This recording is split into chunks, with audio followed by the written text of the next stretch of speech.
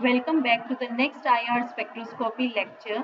In the previous lecture, we have learned about that most of the band that indicates in the IR spectrum represents the functional groups which are present or found to be present in the sample in the region of 4000 per centimeter to 1300 per centimeter. And this band can be identified and used to determine the functional group of an unknown compound. The bands which we can see in the spectrums are unique to each molecule and similar to a fingerprint regions are found in the regions from 1300 per centimeter to 400 per centimeter.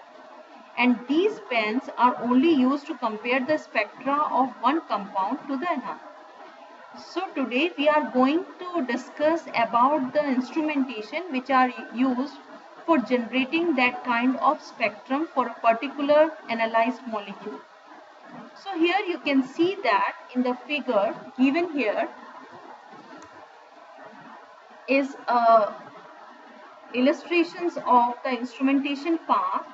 In this, the first the IR source through which the beam of IR light comes, and then it got split up into two halves and then pass through the reference. The one part is passed through the reference and the second one will be going to pass through a sampler respectively. Now both of these beams are reflected to pass through a splitter and then through a detector.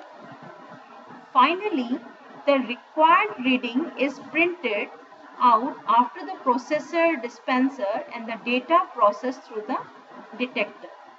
So here you can see that the IR absorption frequency is drawn on the graph, percentage of transmittance versus wave number, in which you can see the different type of peaks are visible here and through which we can identify the molecule or the functional group present in the given sample.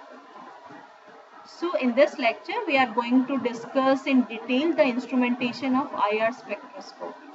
Thank you.